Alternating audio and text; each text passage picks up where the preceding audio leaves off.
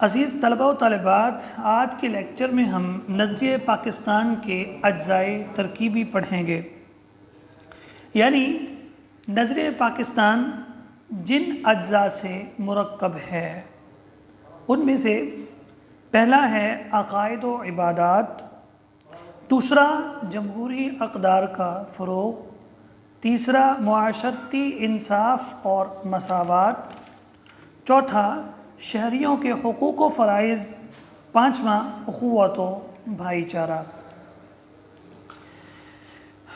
بر صغیر کے مسلمانوں نے ایک علیحدہ ریاست اس لیے حاصل کی تاکہ اللہ تعالیٰ کے حتمی اور قطعی اقتدار اعلیٰ کے تصور کو عملی جامہ پہنایا جا سکے۔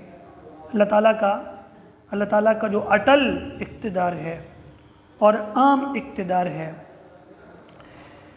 اس ذات عظیم کی برتر اور مطلق قوت کو نافذ کیا جائے اور ایک ایسا نظام رائج ہو جس میں قرآن پاک اور احادیث رسول مقبول صلی اللہ علیہ وسلم پر مبنی اصولوں کو اپنایا گیا ہو۔ اسلام محض عبادات اور رسومات کے مجموعہ کا نام نہیں، بلکہ ایک مکمل ضابطۂ حیات ہے، زندگی گزارنے کا مکمل ضابطہ اور اصول ہے جو انسانی زندگی کے تمام تقاضوں کو پورا کرنے کی مکمل صلاحیت رکھتا ہے۔ اس میں معاشرت، معیشت، اخلاقیات اور سیاسیات کے تمام مقاصد کو پورا کرنے کا سامان موجود ہے۔ اسلامی نظام جدید تقاضوں سے ہم آہنگ ہے اور ہر دور کے لیے مکمل طور پر قابل عمل ہے۔ اسلامی نظام کے اجزائے ترکیبی درج ذیل ہیں۔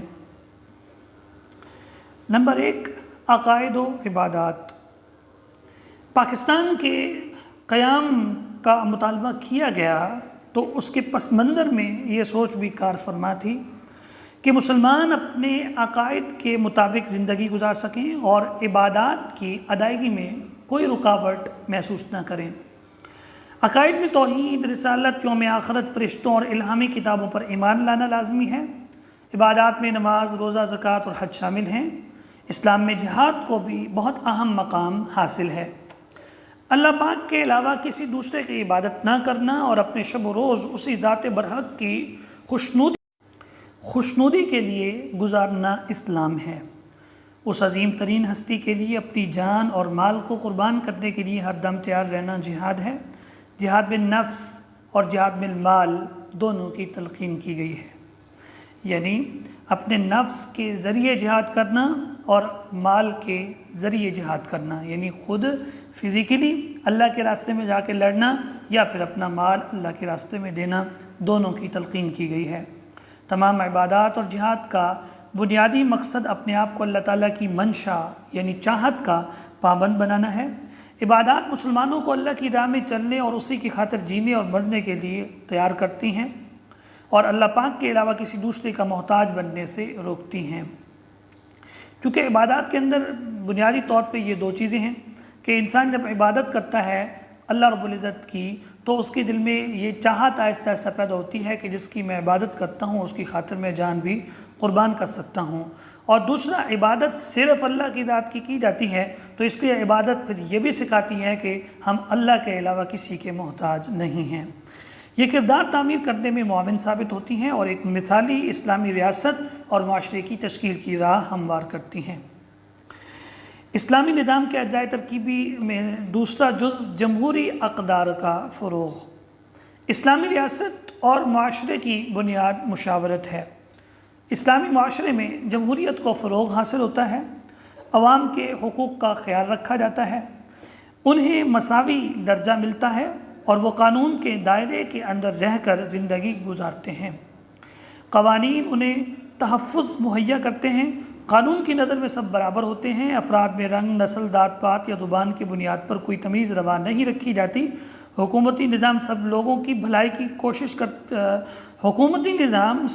کی بھلائی کو پیش نظر رکھ کر چلایا جاتا ہے۔ حکومت اللہ تعالیٰ کے احکامات کی پابندی کرتی ہے اور فرائض کی ادائیگی میں اللہ تعالیٰ کے علاوہ اپنے عوام کو بھی جواب دہ ہوتی ہے۔ امیر المؤمنین اپنی ذمہ داریاں نبھاتا ہے اور وہ اللہ تعالیٰ کے احکامات کی روشنی میں فیصلے کرتا ہے۔ اقتدار اعلیٰ تو اللہ تعالیٰ کو حاصل ہے، البتہ امیر المؤمنین اللہ تعالیٰ کے اقتدار اعلیٰ کو اس کی منشا کے مطابق استعمال کرتا ہے، یعنی اس کی چاہت کے مطابق استعمال کرتا ہے۔ کسی بھی اسلامی ملک میں حکومت صرف اللہ رب العزت کی ذات کی، بلکہ یہ صرف رائج اسلام ہونے کی، یعنی کسی ملک میں اگر اسلام رائج ہے، وہ دارالاسلام ہے، اس کی بات ہو رہی ہے، وگرنہ پوری دنیا میں تمام عالم میں اگر حکومت ہے تو وہ صرف اللہ رب العزت کی ذات کی حکومت ہے۔ لیکن سمجھنے کے لیے ہم اس طرح پڑھیں گے کہ اگر کوئی بھی اسلامی ملک ہوگا تو وہاں حکومت اللہ رب العزت کی ذات کی ہوگی، جو امیر المؤمنین ہوگا یعنی وقت کا حاکم ہوگا وہ اللہ کی چاہت کے مطابق حکومت کو چلائے گا، اور یہی پاکستان بنانے کے مقاصد میں سے ایک مقصد ہے جو کہ نظریہ پاکستان کے اجزائے ترکیبی میں شامل ہے۔ عام لوگوں کو حکومت کی پالیسیوں اور فیصلوں پر تنقید کا حق ملتا ہے۔ خلیفہ اول حضرت ابو بکر صدیق رضی اللہ تعالی عنہ نے خلیفہ کے طور پر اختیارات سنبھالے تو صاف صاف کہہ دیا کہ عوام ان کے احکامات پر اس وقت عمل کریں جب وہ احکامات اللہ اور اس کے رسول صلی اللہ علیہ وسلم کے احکامات سے متصادم نہ ہوں، یعنی ٹکرائیں نہیں۔ پاکستان کا قیام عمل میں لایا گیا تو درج بالا جمہوری تصورات کو عملی شکل دینا مقصود تھی۔ یہ بھی ضروری تھا کہ ابتدائی اسلامی دور کے معاشرتی خد و خال کو اپنایا جائے اور اسلامی اقدار کو نئے سرے سے نافذ کیا جائے۔ پاکستان کو اسلامی معاشرے کے خطوط پر استوار کرنے کا فیصلہ کیا گیا، مضبوط بنانے کا فیصلہ کیا گیا۔ اسلامی جمہوریت کا تصور مغربی تصور جمہوریت سے بہت مختلف ہے۔ قائد اعظم نے 14 فروری 1948 کو سپی کے مقام پر تقریر کرتے ہوئے قیام پاکستان کی غرض و غایت یوں بیان کی: آؤ ہم اپنے جمہوری نظام کو اسلامی رنگ میں اسلامی اصول کے مطابق بنیاد فراہم کریں۔ اللہ ذوالجلال نے ہمیں سکھایا ہے کہ ہم ریاستی امور کو باہم صلاح مشورے سے طے کریں۔ نظریہ پاکستان کے اجزائے ترکیبی، اسلامی نظام کے اجزائے ترکیبی، آپ جس طرح کا عنوان مرضی دینا چاہیں، چونکہ دونوں عنوان یہاں پہ دیے گئے ہیں۔ تیسرا جز ہے معاشرتی انصاف اور مساوات۔ اسلام امن، اخوت اور بھائی چارے کا درس دیتا ہے۔ بر صغیر کے مسلمانوں نے پاکستان کی تخلیق کا فیصلہ کرتے ہوئے اس خواہش کا واضح اظہار کیا کہ وہ صحیح اسلامی معاشرے کا دوبارہ قیام عمل میں لانا چاہتے تھے۔ وہ عدل، مساوات اور معاشرتی بہبود کے تقاضوں کو پورا کرنا چاہتے تھے اور پاکستان کو جدید دنیا کے سامنے ایک مثال بنا کر پیش کرنا چاہتے تھے تاکہ دنیا کی دوسری اقوام ان کے نظام سے متاثر ہو کر ان کی تقلید کرنے لگیں۔ ایک منصفانہ معاشرے کا قیام عمل میں لاتے ہوئے مسلمانان بر صغیر نے عدل اور سماجی مساوات پر زور دیا۔ عدل اور سماجی مساوات یعنی معاشرتی مساوات۔ معاشرے میں ذات پات، رنگ، نسل، زبان و ثقافت کی تمیز روا رکھے بغیر تمام انسانوں کو برابر درجہ دیے جانے کا عزم ہوا۔ ریاست میں سب افراد کے لیے مساوی قانون اور یکساں عدالتی نظام قائم کیا جانا مقصود تھا۔ آزاد عدلیہ اور قانون کی حکمرانی عوام میں مساوات اور انصاف کے قیام کی بنیادی شرائط ہیں۔ اسلامی ریاست نے انصاف کی سربلندی پر زور دیا۔ خلفائے راشدین نے انصاف کی فراہمی کے لیے مساوات اور قانون کی حکمیت کے اصولوں پر سختی سے عمل کیا۔ حضرت عمر فاروق رضی اللہ تعالیٰ عنہ نے اپنے بیٹے کی سزا بھی معاف نہ کی۔ انہوں نے انصاف اور قانون کی بالادستی اور مساوی سلوک کی درخشندہ مثالیں قائم کیں۔ اسلام عورت کو باوقار مقام دیتا ہے۔ عورت ماں ہو یا بہن، بیوی ہو یا بیٹی، ہر کردار میں اہم تسلیم کی گئی ہے۔ ماں کے قدموں تلے جنت کا تصور اسلام نے ہی دیا ہے۔ اسلام نے خواتین کو معاشرتی، معاشی، ثقافتی اور خاندانی غرض ہے کہ ہر پہلو میں مکمل تحفظ فراہم کیا ہے۔ اسلامی معاشرہ بوڑھوں، ناداروں، یتیموں اور بیواؤں کی تمام ضرورتوں کی تکمیل کا ذمہ دار ہے۔ قرآن و حدیث میں عورت کے حقوق کا تذکرہ مردوں سے پہلے کیا گیا ہے۔ عورتوں کو اسلام نے پہلی مرتبہ وراثت میں حصہ دار قرار دیا اور وہ انہیں محفوظ اور مطمئن زندگی فراہم کرتا ہے۔ اسلامی نظام میں ہر فرد کو ہر پہلو سے انصاف فراہم کرنا حکومت کی ذمہ داری ہے۔ اس سے پہلے جتنا بھی آپ نے پڑھا اس کا مختصر خلاصہ یہ ہے کہ اسلام میں مساوات ہے اور وہ مساوات ہر طبقے کے اندر ہے۔ اسلامی ریاست میں دولت کا چند ہاتھوں میں ارتکاز نہیں ہوتا، یعنی دولت کا مرکز چند ہاتھ بن جائیں ایسی بات نہیں ہوتی۔ اگرچہ وقت گزرنے کے ساتھ ساتھ اب ہمارے معاشرے میں ہو چکا ہے کہ دولت ایک ہی مرکز میں گھومتی رہتی ہے، بلکہ دولت کی منصفانہ تقسیم کا ایک مربوط اور مکمل نظام ہوتا ہے۔ پاکستان بنانے کا فیصلہ ہوا تو مندرجہ بالا تمام اقدار کو اپنانے اور ریاست کو ایک ایسی مثالی ریاست بنانے کا خواب دیکھا گیا جس میں اخوت، بھائی چارہ، برداشت اور باہمی تعاون کے جذبوں کو فروغ۔ اجزائے ترکیبی میں سے چوتھا جز ہے شہریوں کے حقوق و فرائض۔ پاکستان جیسی اسلامی ریاست کا قیام عمل میں لایا گیا تو ایک طرف شہریوں کے حقوق اور تحفظات کی اہمیت تسلیم کی گئی تو دوسری جانب ان کے فرائض پر بھی بھرپور زور دیا گیا۔ ایک اسلامی معاشرے میں حقوق کے ساتھ ساتھ فرائض کا ذکر بھی خصوصی طور پر کیا جاتا ہے۔ ایک فرد کا حق دوسرے فرد کا فرض بن جاتا ہے، یعنی کسی بھی فرد کا جو حق ہوتا ہے دوسرے فرد یعنی دوسرے آدمی پر یہ فرض ہو جاتا ہے کہ وہ اس کا حق ادا کرے۔ یہ کسی بھی اسلامی ریاست میں یہ بات ہوتی ہے۔ حقوق و فرائض کا چولی دامن کا ساتھ ہوتا ہے۔ حقوق و فرائض یعنی جو انسان کے اوپر دوسروں کے حقوق ہوتے ہیں، انسان ان کو اپنا فرائض سمجھ کے ادا کرتا ہے، اس کا آپس میں چولی دامن کا ساتھ ہوتا ہے۔ جیسے دونوں آپس میں مرکب ہوتے ہیں، ایک دوسرے کے بغیر پائے نہیں جا سکتے، ایسے ہی حقوق اور فرائض ایک دوسرے کے بغیر پائے نہیں جا سکتے، یہ لازم و ملزوم ہیں، جیسے کہ انہوں نے خود آگے لکھ بھی دیا ہے۔ فرائض ادا کر کے ہی ایک فرد حقوق حاصل کرنے کے قابل بنتا ہے۔ جب آپ دوسروں کا فرض ادا کریں گے تب آپ اس قابل بنیں گے کہ اب آپ حق بھی حاصل کریں۔ فرائض کا تعلق انسان کے ذاتی اور اجتماعی دونوں پہلوؤں سے ہوتا ہے۔ اسلامی ریاست کو حقوق و فرائض کا باہمی توازن ایک کامیاب ریاست بنا دیتا ہے۔ ایک اسلامی ریاست میں تمام شہریوں کو کسی تمیز کے بغیر مختلف بنیادی حقوق مہیا کیے جاتے ہیں۔ حقوق وہ سہولتیں ہیں جو شہریوں کو ریاست کی طرف سے دی جاتی ہیں تاکہ وہ معاشرے میں بہت اچھی زندگی بسر کرنے کے قابل ہو سکیں۔ ان کی جان، مال اور عزت کی حفاظت کی جاتی ہے اور انہیں علم، صحت کے حصول میں مدد دی جاتی ہے۔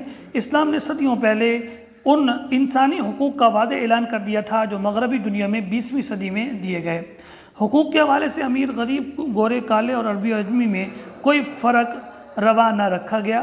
قیام پاکستان کی غرض و غایت یہ بھی تھی کہ انسانوں کو برابر حقوق ملے اور وہ اپنی ترقی کے یکساں مواقع حاصل کر سکیں، یعنی برابر مواقع سب کو مل سکیں۔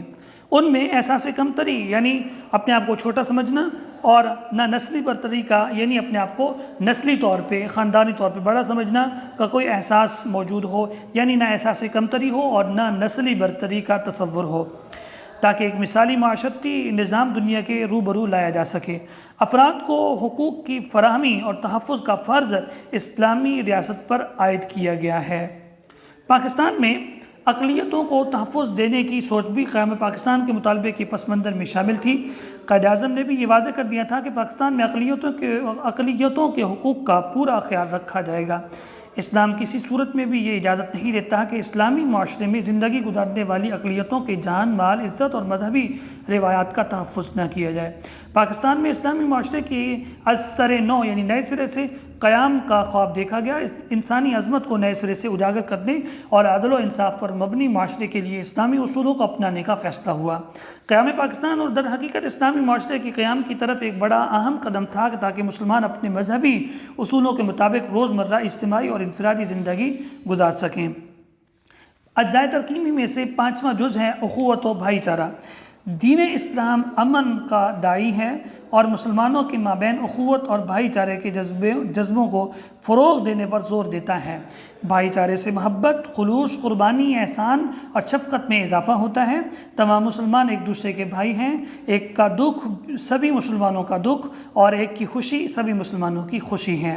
مسلمان ایک دوسرے کی مدد اور ضروریات پوری کرتے ہیں۔ اسلامی ریاست میں یہی اعلیٰ اور عرفہ جذبے ریاست کو مضبوط سے مضبوط تر بناتے چلے جاتے ہیں۔ اس سے آگے نیکسٹ لیکچر میں ہم پڑھیں گے۔ آپ یہ بات سمجھ لیں کہ آپ سے سوال 2 طریقوں سے کیا جا سکتا ہے۔ ایک تو سوال اس طرح ہوگا، نظریہ پاکستان کے اجزائے ترکیبی لکھیں، تو آپ نے لکھنا ہے عقائد و عبادات، جمہوری اقدار کا فروغ، معاشرتی انصاف اور مساوات، شہریوں کے حقوق و فرائض، اخوت و بھائی چارہ، یہ 5 اجزاء آپ نے لکھنے ہیں۔